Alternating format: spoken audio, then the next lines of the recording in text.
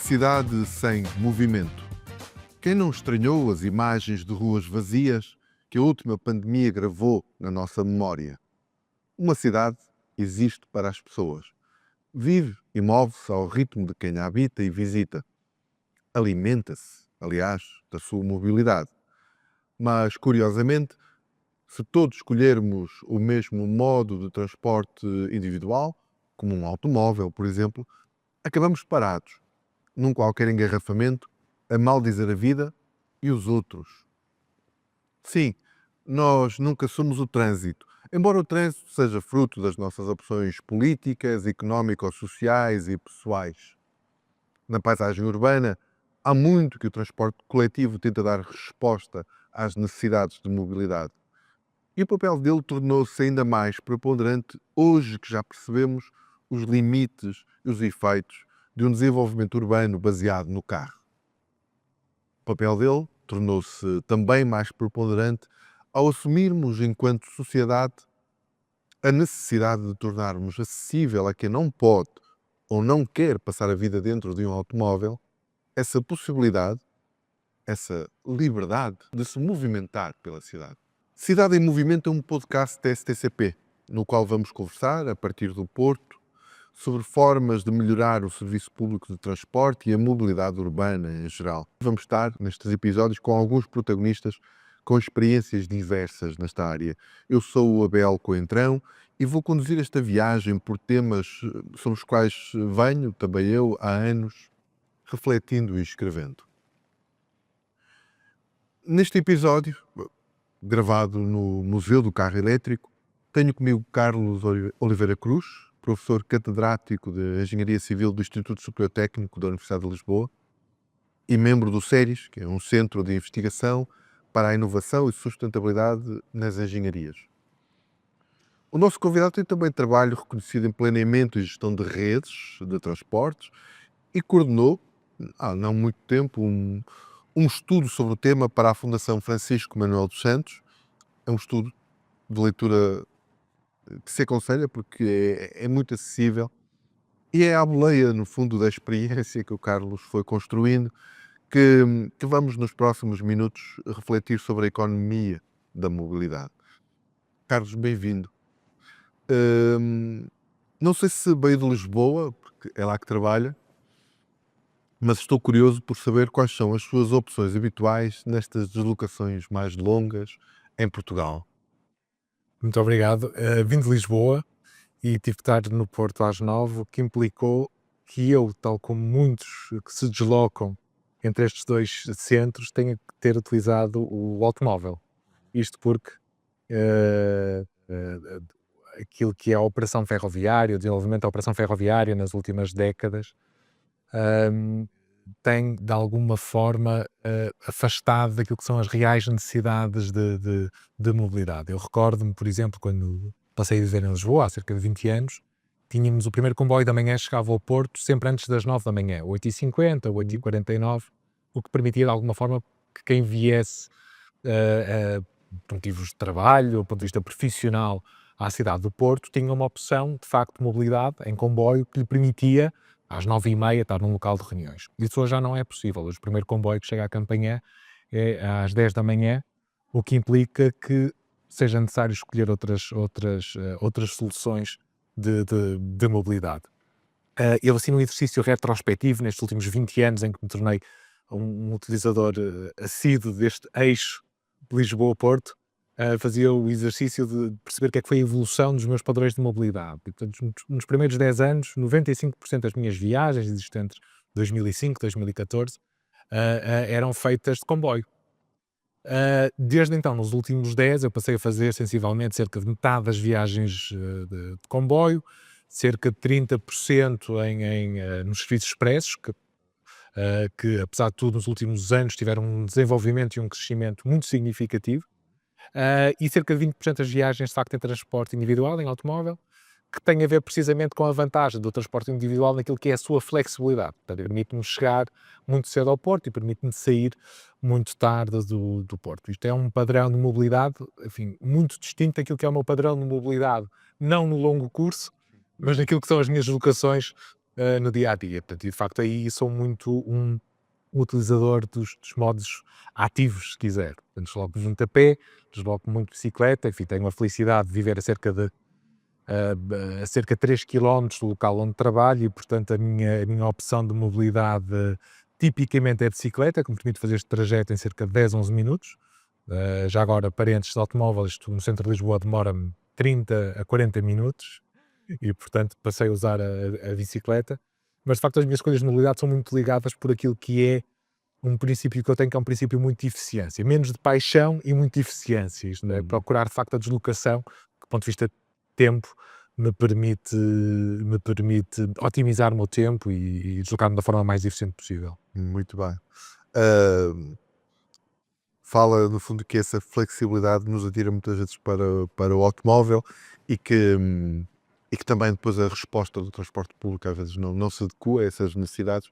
Nós estivemos quase a ter 3 autoestradas atravessando o país de norte a sul, não é? Lá está, em via férrea, se calhar uma parte dessa incapacidade também decorrerá do facto de termos uma linha, que é uma coluna vertebral, chamamos assim, mas com muitos problemas de coluna, né? Sem dúvida. E mantemos, na verdade, quando olhamos para o resto do país, que não este eixo em que se desloca agora assim mais, ele também está muito dependente da rede viária, seja em autoestrada ou não, porque o comboio ou não chega lá, ou se chega vai às vezes devagarinho e poucas vezes por dia. No caso da mobilidade urbana, deu aí um número há pouco, que é, portanto, eu fiquei a perceber que deslocando-se de bicicleta a 15 km/h mais ou menos, de carro deslocar-se a 5 km/h em média. Sim, é muito, Portanto, muito baixa, na mas mobilidade urbana estamos a ver estas velocidades. O que é que nós fizemos de errado?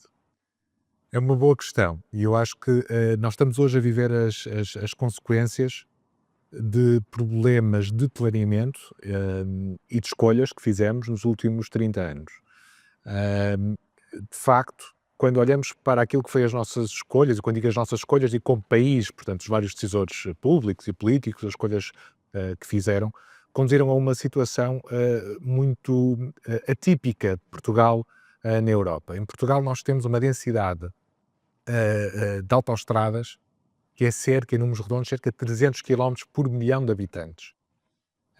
Para ter uma ideia, na União Europeia, a média de densidade de autoestrada é de 150 quilómetros por milhão de habitantes. Isto é, nós temos em Portugal o dobro da densidade de autoestradas, No pelotão da frente. estamos no pelotão da frente. Bom, onde estamos no pelotão de trás é na densidade da nossa rede ferroviária. Portanto, a densidade da rede ferroviária média na Europa é de cerca de 500 quilómetros por milhão de habitantes.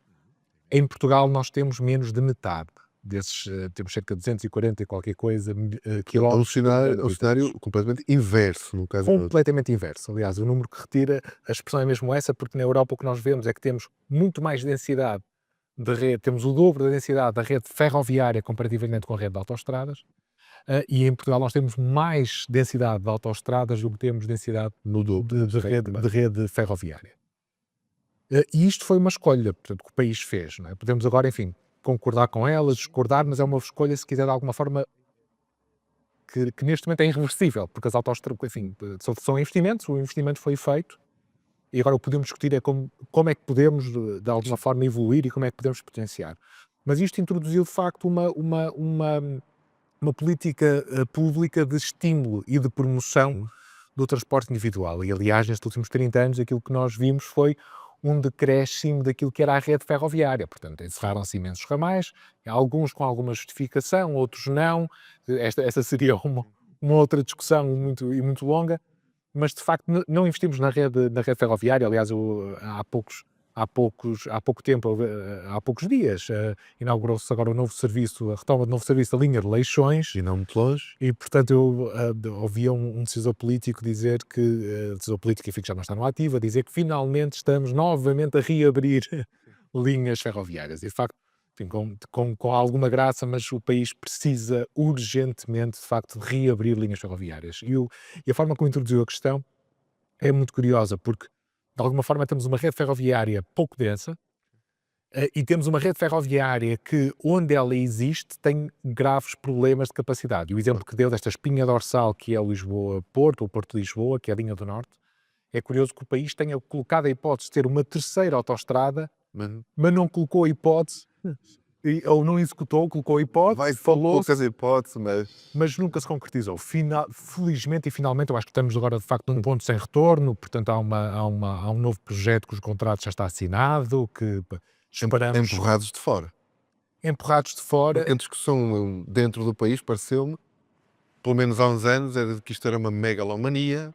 E ainda existem algumas vozes, volta e meia ainda ouvimos algumas vozes achar que a alta velocidade que é uma megalomania, que é um projeto muito caro, que é um projeto que um país com as nossas capacidades económicas não pode fazer. Eu digo exatamente o contrário. Eu digo Megalomania, temos esses tais 300, vou tentar fixar o número. 300 km de autostrada por cada milhão. milhão de habitantes. Repare, este desenvolvimento da rede rodoviária tem um custo.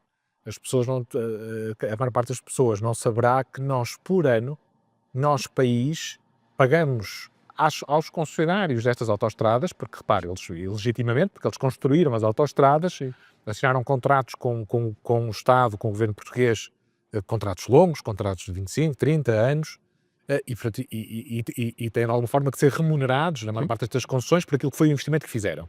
Mas o país gasta sensivelmente à volta dos 1,2 mil milhões por ano. Estamos a falar de mais de 100 milhões de euros por mês que o país está a pagar, se quiser, pela construção deste estoque de autoestradas. Portanto, e que é irreversível, porque de facto E em algum caso, como vemos, basta sairmos um pouco aqui, por exemplo, do Grande Porto, é subutilizado. muito subutilizado em muitas zonas do país e noutras zonas está sobreutilizado. Sim. Para dar um exemplo aqui no Porto, o caso da VCI, para dar exemplo em Lisboa, o caso da segunda circular, estes trechos finais da A1, o trecho final da A4, da A3. O que nós temos, de facto, é um sistema de infraestruturas desequilibrado. E é desequilibrado na proporção entre transporte, entre rede rodoviária e rede ferroviária, e dentro de cada um destes sistemas é um sistema desequilibrado, porque é um sistema que não está a dar resposta. Na ferrovia, o caso da linha do Norte, não dá resposta àquilo que é as necessidades de capacidade. Eu há pouco dizia que, do ponto de vista ferroviário, perdemos qualidade de serviço.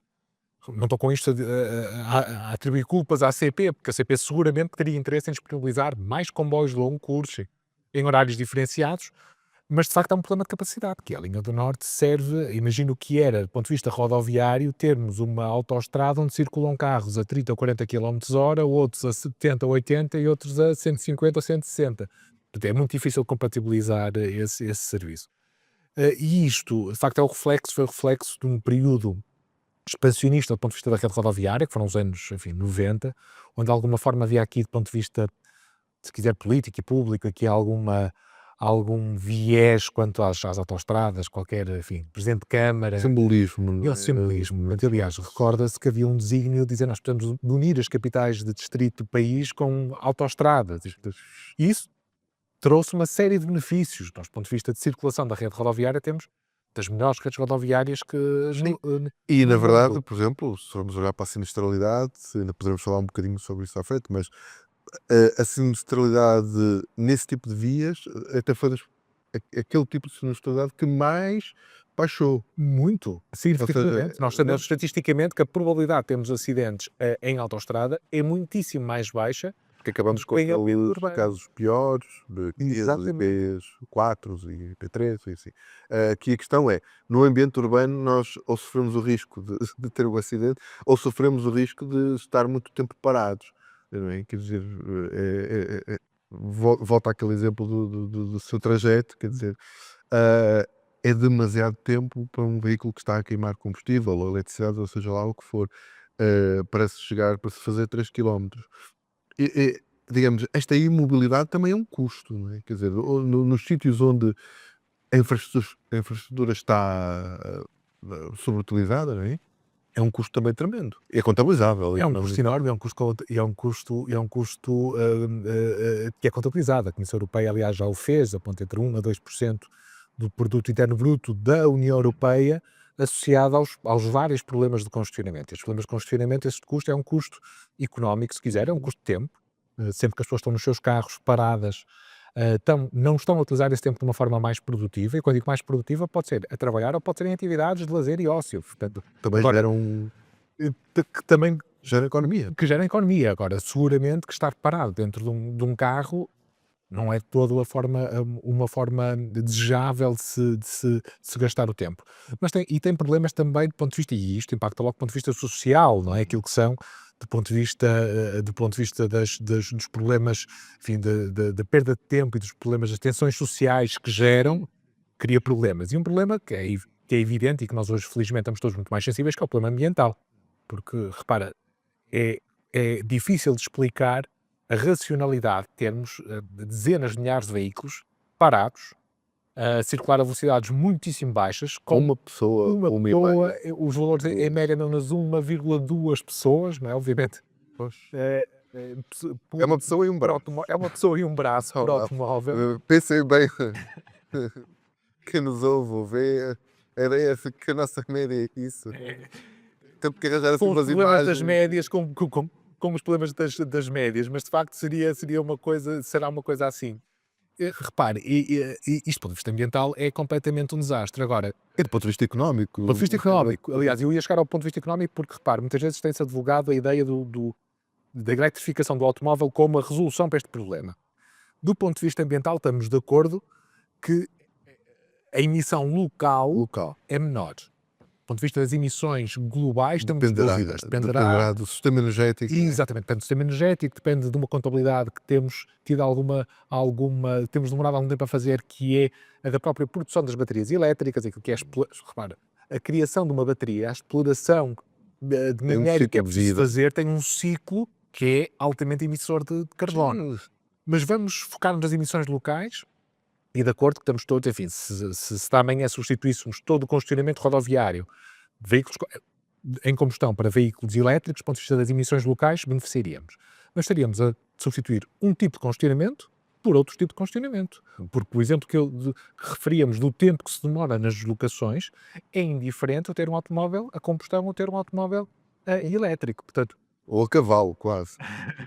ou a cavalo. Aliás, lembramos aquela célebre corrida que foi feita quando o antigo primeiro-ministro António Costa concorreu à Câmara de Lisboa, que fez de Loures para o centro de Lisboa uma corrida entre um burro e um Ferrari, e o burro chegou primeiro ao Campo Grande.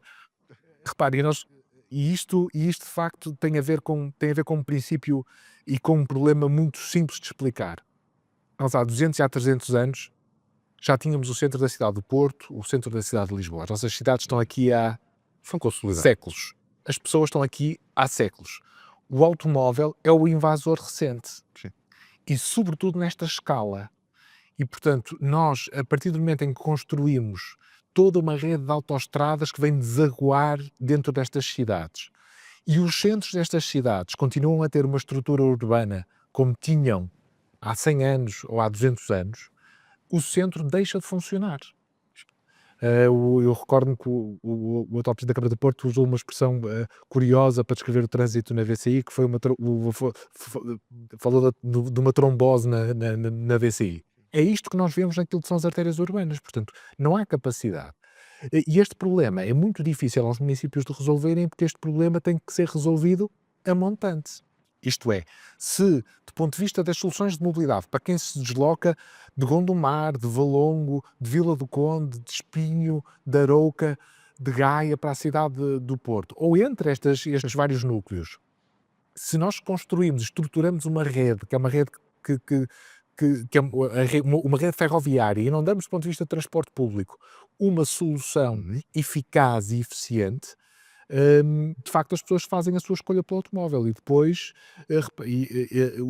o que assistimos é onde é que este problema é mais visível. Torna-se mais visível onde temos maior concentração e onde o espaço é mais limitado. São os centros das cidades. Sim. Os dois grandes centros, não é? Ou seja, esta alteração modal, não é? Que levou a que triplicássemos mais ou menos, no fundo, o número de deslocações em automóvel em 30 anos. Portanto, isto não é sustentável, olhando agora a longo prazo, nem se calhar a nível energético, não é? Porque mesmo que substituamos aqui fontes vamos ter sempre um problema de pressão sobre o sistema eletroprodutor, neste caso, mas também não é também, se calhar, sustentável do próprio ponto de vista económico.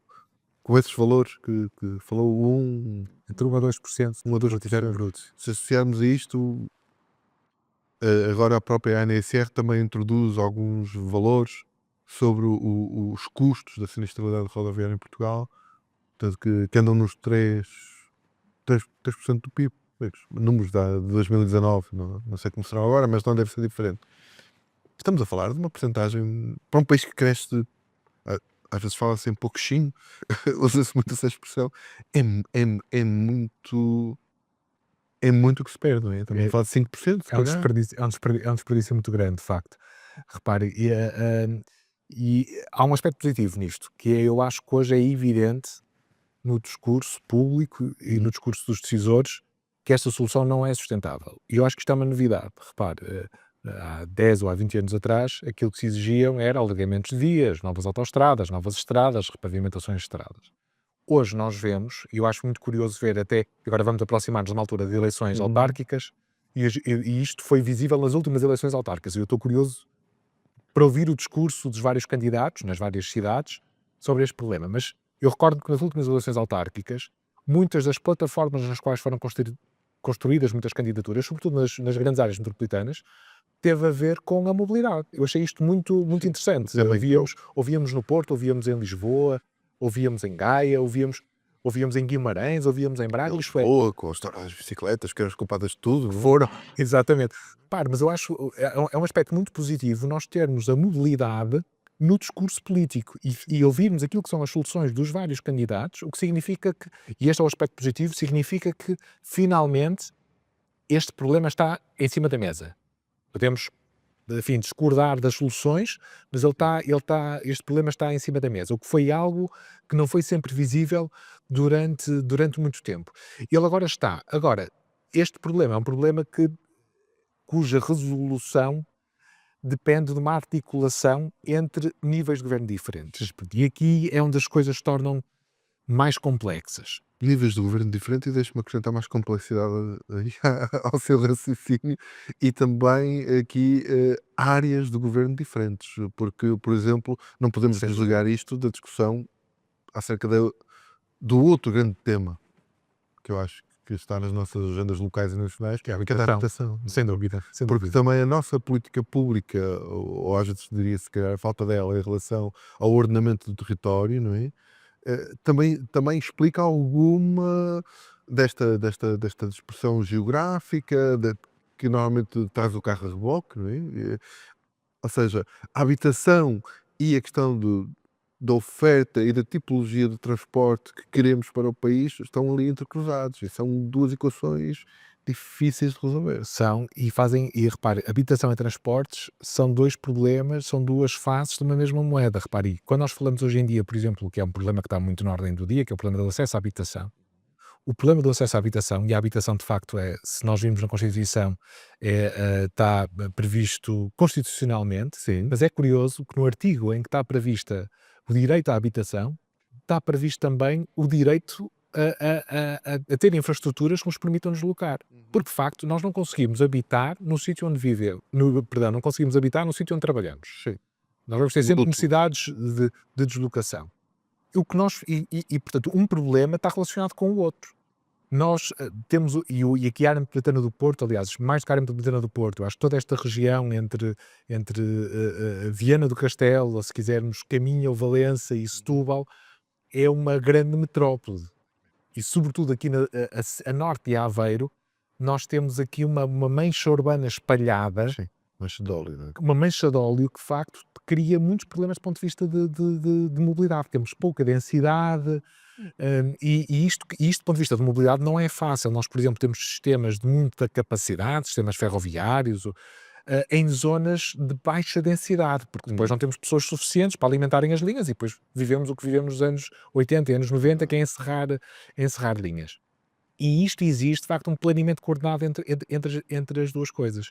Por um lado, a habitação, isto é, onde é que nós permitimos que se construa e com que e com que densidades. Eu aqui sou muito defensor, acho muito importante uma perspectiva de sustentabilidade futura das cidades, a forma como eu vejo as cidades eh, daqui a 40 ou 50 anos. Eu acho que a densidade tem um papel fundamental. Tem. A densidade. Portanto, nós precisamos, repare, e aqui a escola das nossas, quando nós olhamos para aquilo que foi, para aquilo que é a forma de planeamento das cidades europeias, foram sempre planeadas com base na densidade. Proximidade. São duas palavras, densidade e E proximidade. não é? proximidade. Portanto, Que é uma proximidade que pode ser induzida, portanto, pode ser calculada não tanto apenas pela distância a que vivemos, mas pela distância que estamos de um qualquer ponto, de um qualquer eixo que nos leve lá. Não é? O caso da Holanda é um pouco óbvio. A exatamente. rede ferroviária lá serve claramente os sítios onde há gente, não é? Quer dizer, aqui, por exemplo, quando falou há pouco da linha de Leixões, conheço esse território razoavelmente, mas penso que até que ponto não deveríamos olhar para todo aquele eixo e pensar como densificar e aumentar Esse é a o oferta ponto. de habitação à volta daquele eixo, para que ele também funcione melhor e seja mais alimentado por gente, não é? Exatamente, e sobretudo é exatamente esse ponto. Repare, nós, quando planeamos em novas linhas ferroviárias ou a reposição de serviços ferroviários, permitirmos é fundamental, não só permitir, como incentivar, de facto, a construção e, sobretudo, em torno das estações, porque, repara, é o que referíamos há pouco, esta capacidade que nós temos de, em poucos tempo, em poucos minutos, acedermos a uma estação, a partir da qual depois a velocidade de circulação é muitíssimo mais elevada, é fundamental para garantir a sobrevivência dos sistemas. Mas, e aqui entra novamente aquele ponto que eu referia sobre os diferentes níveis de gestão e de governo, que é de alguma forma temos o governo central a planear os grandes investimentos ferroviários, o governo central a decidir abrir a nova linha de Leixões, mas depois temos a gestão do território, a identificação das áreas de expansão urbana, dos níveis de densidade ou de proximidade que se querem introduzir, que é feita pelas autarquias. E, portanto, aqui esta articulação é uma articulação fundamental para garantir, de facto, que nós conseguimos criar sistemas ferroviários que depois tenham densidade e que depois tenham a capacidade de se sustentarem e de se manterem ao longo do tempo. E só isso é que vai permitir, de facto, com que as cidades possam inverter esta dinâmica de repartição modal. Há pouco dizia bem que tivemos um crescimento muito grande da utilização de transporte individual. Lisboa e Porto são das poucas cidades, eu digo das poucas para não dizer das únicas, porque de facto não conheço nenhuma outra cidade na Europa que nos últimos 20 anos, entre 2001 e 2018, que é quando temos os últimos dados do inquérito à mobilidade, a utilização do transporte individual tenha subido e a utilização do transporte público tenha descido. Pois. Repare, estamos nos últimos 20 anos, já estamos totalmente alerta para aquilo que são os problemas ambientais, económicos e sociais. Nos últimos 20 anos, se olharmos, por exemplo, ao caso de Paris, fez uma inversão total naquilo que é a utilização do transporte individual e transporte coletivo. Em Portugal, nós ainda estamos em plena curva ascendente do transporte individual, Temos que ver como é que são os dados mais recentes, descendente. que é outra questão também, que é termos dados demasiado espaçados no tempo, não é? Porque Mas isto- há alguns indicadores que nós podemos usar para mostrar que esta trajetória ainda não se inverteu. E esses indicadores são, por exemplo, quando nós olhamos agora no pós-pandemia para aquilo que foi a recuperação e o crescimento de tráfego nas autoestradas, é muito superior Sim, e como dizia há pouco, ela àquilo que se está a alimenta, verificar no transporte público. claro, e ela alimenta, no fundo, quer dizer, o tráfego das autoestradas acabará por entrar em alguma cidade, não é? Numa destas, não é? Em Portugal fala-se muito da nossa falta de literacia financeira também. Hum, Isto, voltando a esta questão no fundo, daquilo que é a nossa opção, às vezes, pela forma pelo transporte que escolhemos. Se fôssemos mesmo bons a fazer contas, quantos de nós, pelo menos daqueles que temos acesso a transporte público, passariam a deixar o carro em casa ou a pensar em deixar até de ter um carro de todo? Eh, eu acho que há de facto um problema de literacia financeira e acho que muitas pessoas não fazem as contas reais àquilo que custa o carro. De facto, nós associamos o custo de utilizar o carro ao custo da bomba de gasolina, ao custo da portagem, porque se quiser é um custo imediato, é um custo que pagamos na hora. Vamos fazer um exercício muito simples. Um carro, enfim, de gama média hoje em dia custará 20, 25 mil euros, facilmente. O carro dura à volta de 15 anos, vida que nós temos tendenciado a trocar de carro, enfim, forma mais frequente, mas vamos admitir que custa à volta de 15 anos, só aqui nós estamos a falar de um custo de 130, 140 euros por mês Uhum. no carro. Se em cima disto colocarmos um seguro e uma revisão periódica do carro, estamos perto dos 200 euros. Ainda não ligamos o carro, nem tiramos o carro da garagem. Já nos está a custar cerca de 200 euros por mês. Se colocamos os custos diretos, o custo de portagens, combustíveis, o custo dos pneus, isto duplica. Estamos a falar de 400 euros. De um carro de gama média, 20, 25 mil euros, ao longo da sua vida, está-nos a custar cerca de 400 euros por mês, num país onde o salário médio anda nos 1.100 euros, 1.200 euros. Claro. Cerca de um terço do salário médio é consumido pela posse Para pagar e pela utilização do dis- automóvel. a disponibilidade do carro. Dito isto, eu acho que de facto há um problema de literacia, no entanto, eu acho que a escolha do automóvel não tem só a ver com isto, porque repara, a literacia financeira nos últimos 20 anos não piorou. Uhum. Enfim, continuamos com problemas de literacia, mas nos últimos 20 anos, com o aumento da escolaridade, com os níveis médios de escolaridade, podemos dizer até que pode ter, enfim, marginalmente melhorado. Mas nos últimos 20 anos, a evolução do transporte individual, da utilização do automóvel, continua a crescer muito significativamente.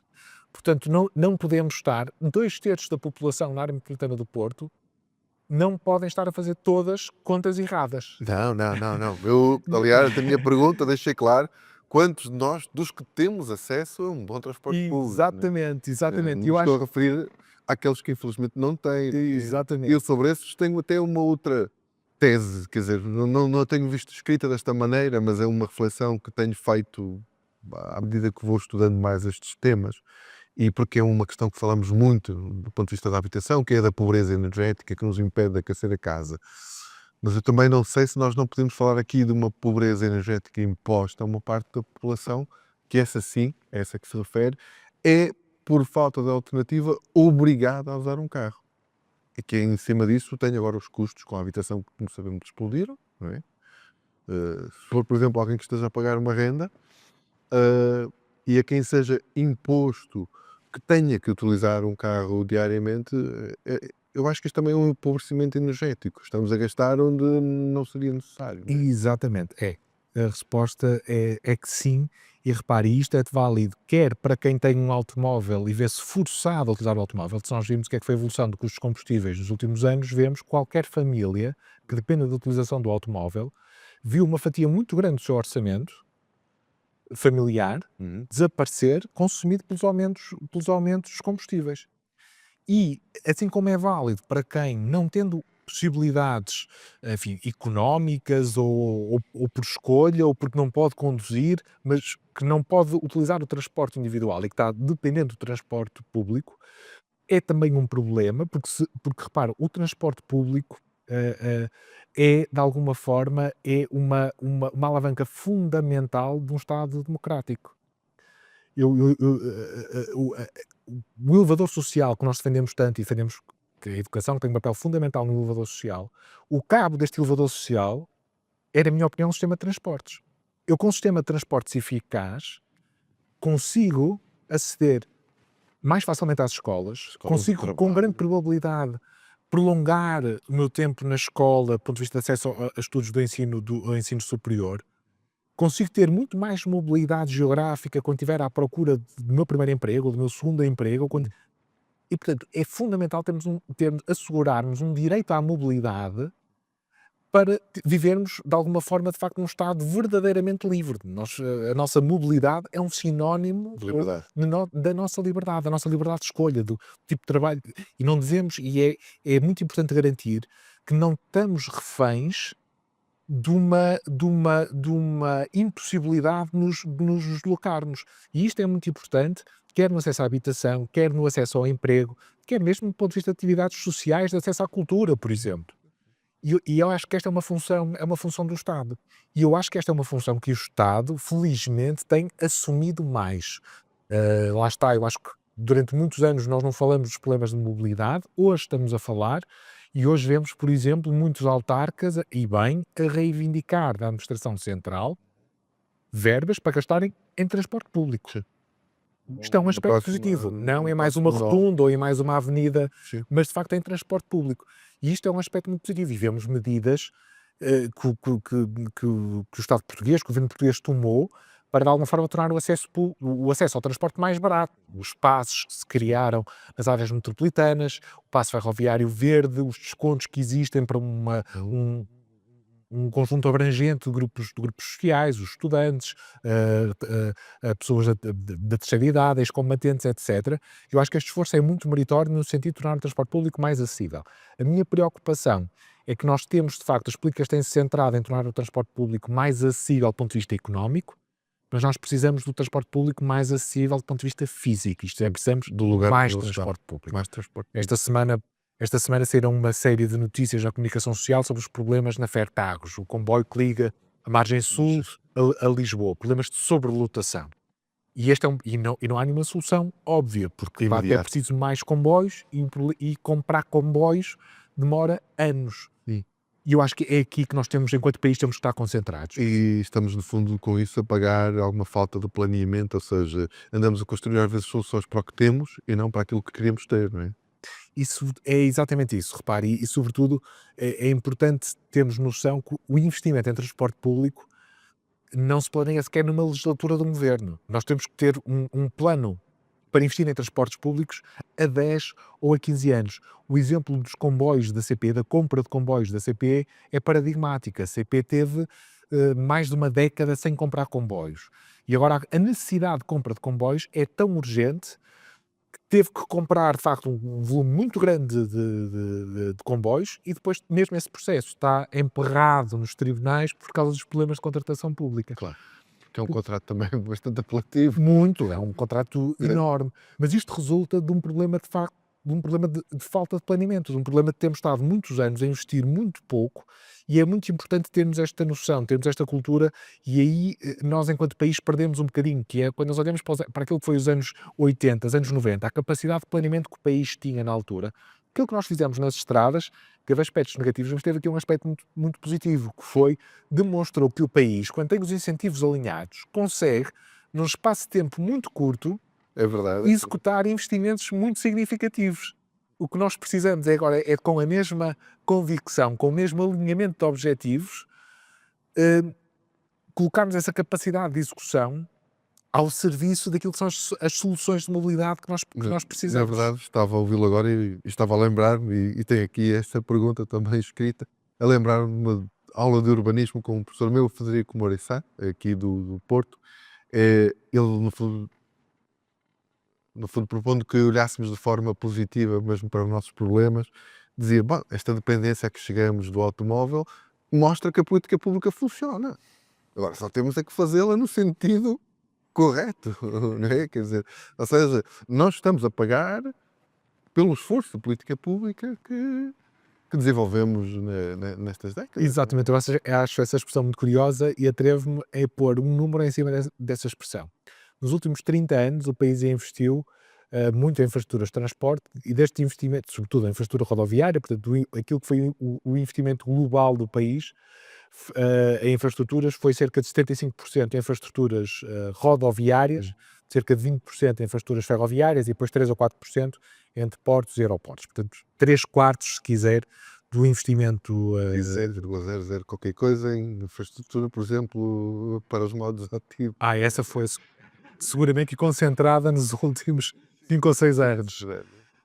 Mas o meu ponto aqui é este: temos 3/4 do investimento público feito em rodovias. A repartição modal na área metropolitana do Porto é cerca de 70% em transporte individual. Está, portanto, alinhadíssimo. Está alinhadíssimo. Portanto, essa expressão muito curiosa do professor Federico alinha perfeitamente. As políticas públicas funcionam. Durante os anos 90 foi um desígnio nacional construirmos uma rede de autoestradas.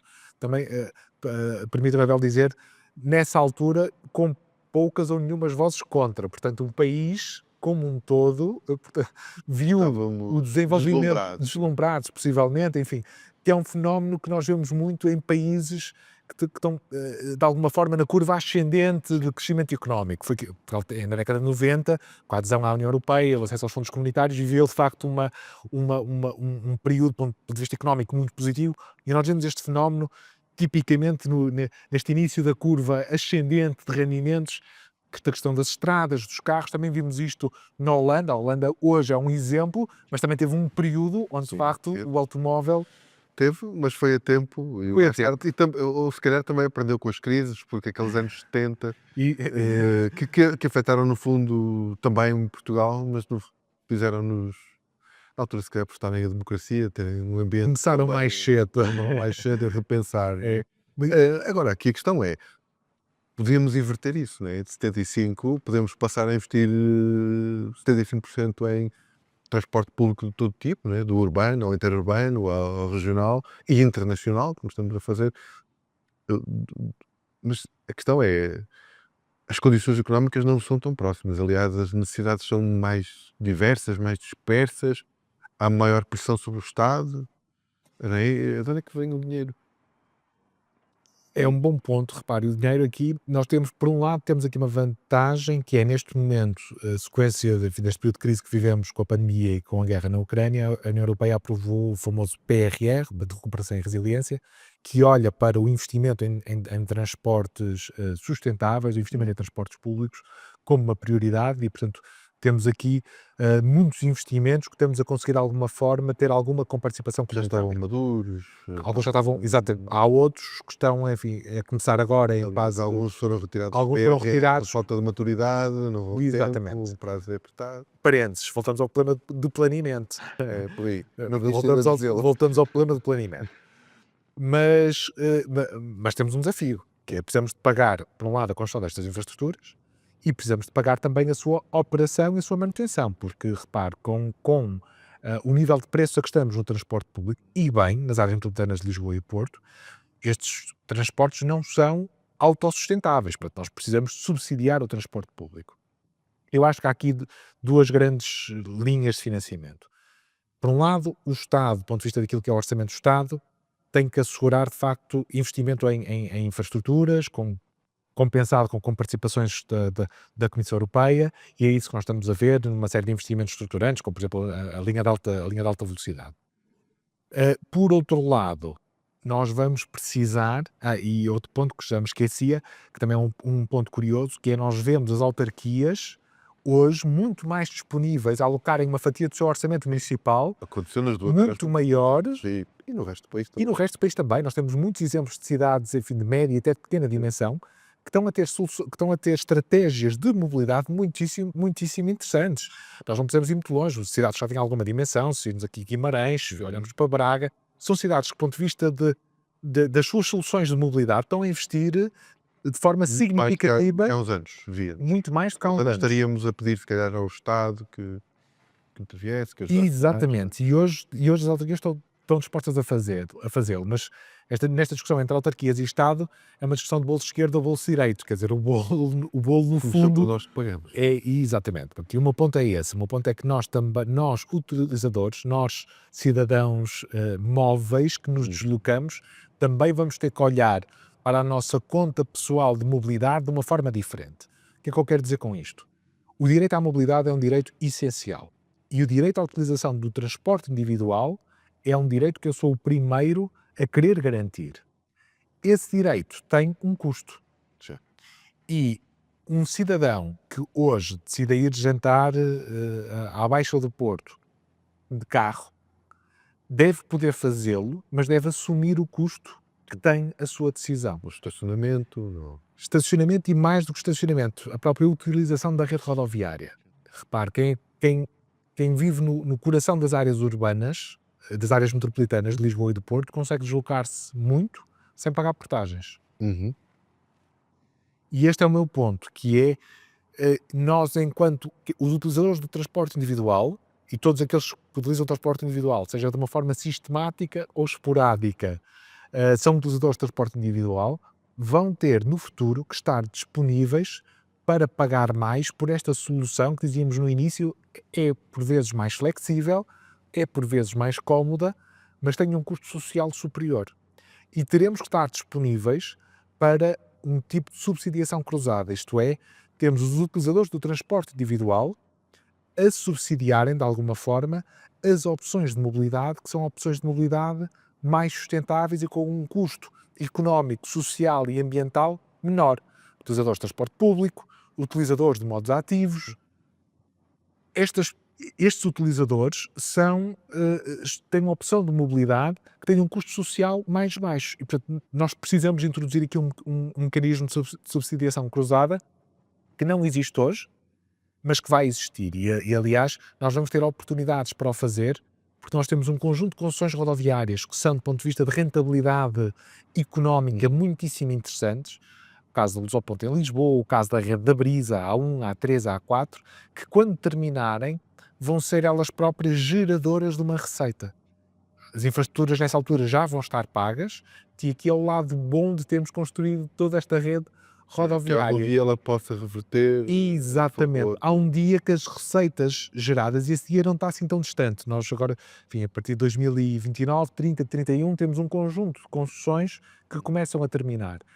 E há aqui uma oportunidade, que é, já que fizemos esta opção nos anos 90, construímos estas infraestruturas depois de estarem pagas, daquilo que foi o custo da sua construção aos concessionários, podem ser infraestruturas geradoras de receita e podemos usar esta receita para financiar o sistema de transportes, o sistema de transportes públicos, o sistema de transportes ativo, as nossas infraestruturas indutoras de mobilidade ativa, e podemos criar aqui uma equação que de alguma forma não agrave os custos, não aumente os custos globais do sistema, nem os custos globais para os utilizadores, mas apenas torne mais justa e mais equitativa a distribuição daquilo que são os custos que são assumidos pelos diferentes tipos de utilizadores. É que no fundo, não temos medo de dizê-lo também, eu pelo menos não tenho, que induz as escolhas, não é? Sobretudo que nos As escolhas. pessoas, vendo o valor das coisas, de uma opção e de outra, tendam,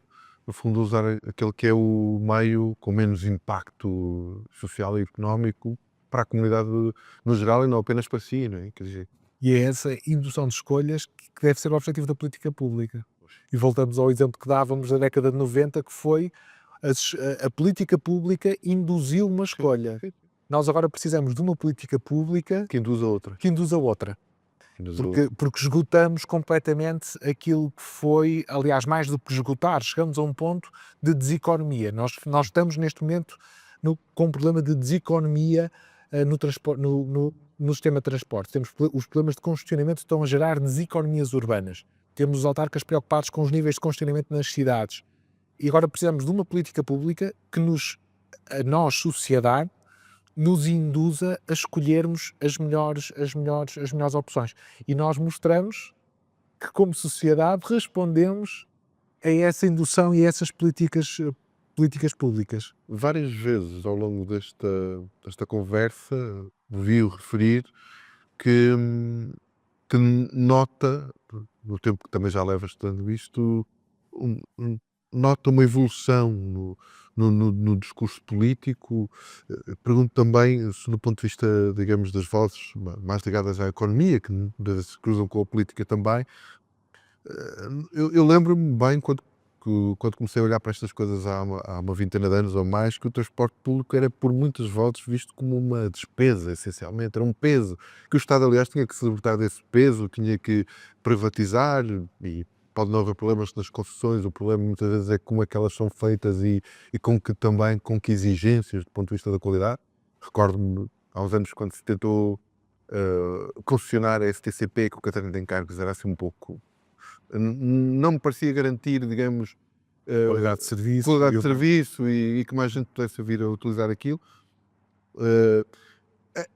Acha que esta forma de ver o transporte público ainda subsiste, ainda é um problema? Se calhar na sua perspectiva não é, não sei.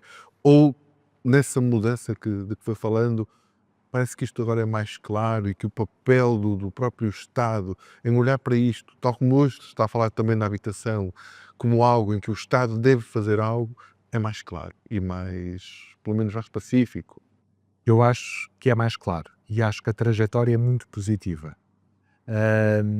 Eu concordo inteiramente com a sua visão de que o transporte público era visto como uma despesa e mais, repare, provavelmente recorda-se que, enfim, até há poucos anos atrás, os espaços nas áreas metropolitanas eram chamados espaços sociais, havia os espaços sociais, havia quase uma ideia de que o transporte público era quase um apoio social que se dava Sim.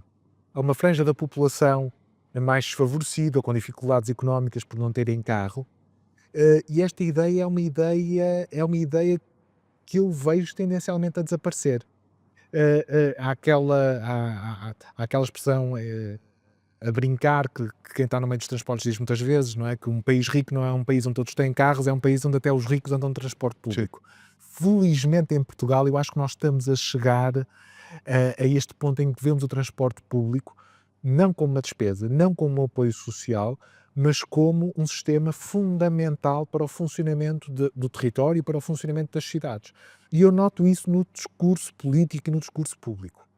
O que é que me parece que está a faltar? Coragem. Não. Este é o ponto que eu acho que está a faltar. Eu acho que do ponto de vista esta política pública de induzirmos uma maior utilização do transporte público tem que ter, se quiser, um chicote e uma cenoura. A cenoura são todos estes melhoramentos que nós que estamos a fazer alguns, que podemos fazer muitos mais, de qualidade do transporte público, de redução do preço do transporte público. Isto é parte da cenoura. A parte do chicote é a parte de tornarmos, de facto, mais cara, mais difícil a circulação de automóvel em zonas onde o espaço urbano é escasso, onde temos níveis de congestionamento muito elevados. Qualquer político quer tomar decisões que sejam a cenoura, tomar decisões que sejam um chicote é impopular. Voltamos ao número que temos 2/3 das pessoas na área metropolitana do Porto e o número próximo na área metropolitana de Lisboa a utilizarem o automóvel. São 2/3 potenciais eleitores. E estas decisões são decisões de facto impopulares. Eu não tenho dúvida que há decisões impopulares que valem a pena, até porque as pessoas, ainda que não estejam a ver no momento, vão ver no futuro. Vou dar um exemplo aqui na cidade do Porto, onde nós estamos. A Rua das Flores era uma rua onde se circulava de automóvel. Era uma rua, na altura em que se circulava de automóvel das Ruas das Flores, era uma rua decrépita, era uma rua, enfim, Cheio de fumo, também, cheia de fumo. captado. Decidiu-se pedonalizar a Rua das Flores. Hoje é uma zona vibrante, é uma artéria da cidade completamente diferente daquilo que era há 20 anos atrás. Olhamos para o caso da Baixa de Lisboa, da Baixa do Porto, do centro da cidade de Guimarães. Todas as medidas de restrição de circulação automóvel, os comerciantes estão a ver que, a prazo, se transformam numa oportunidade. E esta, de facto, vai ser a parte do chicote que nós vamos precisar. Sim, que é chicote num primeiro momento, mas que na verdade depois nos pode trazer mudanças positivas. E trazem mudanças positivas. E eu estou muito otimista, sobretudo também aqui com uma mudança geracional.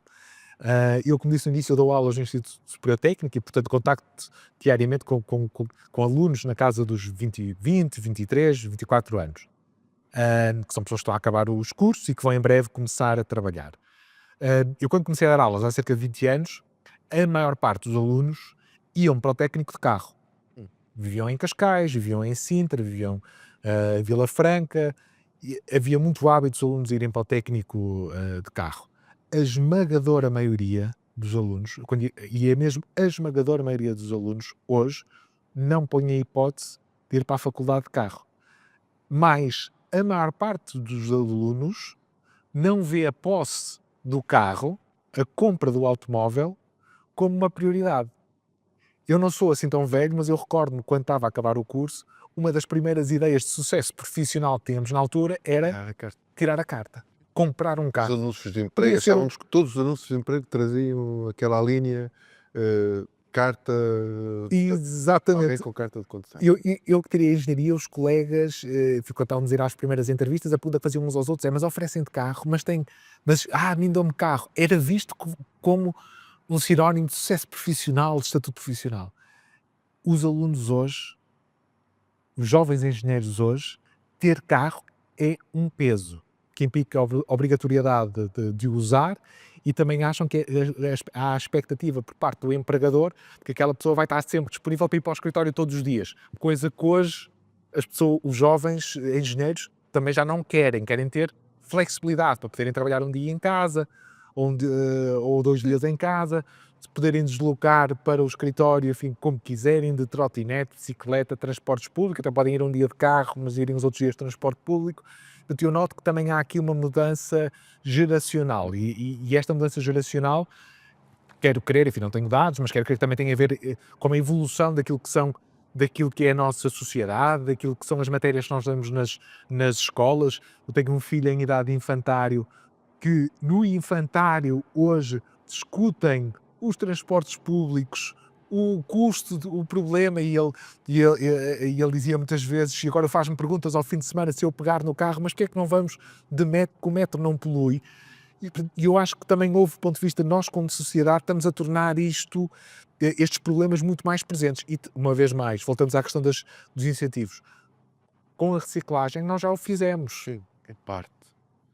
Com algum sucesso, enfim, Ainda, ainda, mas sim, ainda, o teu ponto, ainda com caminho para foram percorrer. precisamente os mais... Foram os mais novos que começaram a vir para casa com o ecoponto e com as cores. E, portanto, eu estou otimista. Acho que, de facto, temos aqui um alinhamento. Volto ao ponto por onde comecei, que é o que eu acho que está a faltar. Como percebeu pela minha resposta, tenho um discurso otimista, tenho uma visão otimista. Falta-nos a coragem. Eu acho que aqui nós, sociedade, temos que fazer o nosso papel, que é pressionarmos os nossos decisores políticos para terem essa coragem, exigirmos e sermos capazes de o fazer. E eu acho que, apesar de tudo, também nota-se diferentes grupos, enfim, da sociedade civil cada vez a serem mais. E noto também na economia esta preocupação. Referiu, por gentileza, no início quando me apresentou o estudo que eu coordenei para a Fundação Francisco Manuel dos Santos.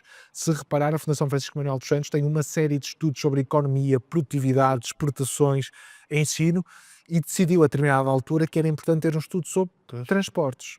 E fez um esforço muito grande, e aliás há um outro estudo da Fundação que foi coordenado pelo atual Ministro da Educação, o professor Fernando Alexandre, que se chama The Made in or Created in, onde esse estudo reúne uma série de contributos, uma série de especialistas sobre uma mudança de paradigma para o país, com um foco no desenvolvimento económico. Como é que podemos pôr o país a crescer e a tornar-se, de facto, não do pelotão dos mais pobres, entre aspas, mas no pelotão dos mais ricos e desenvolvidos.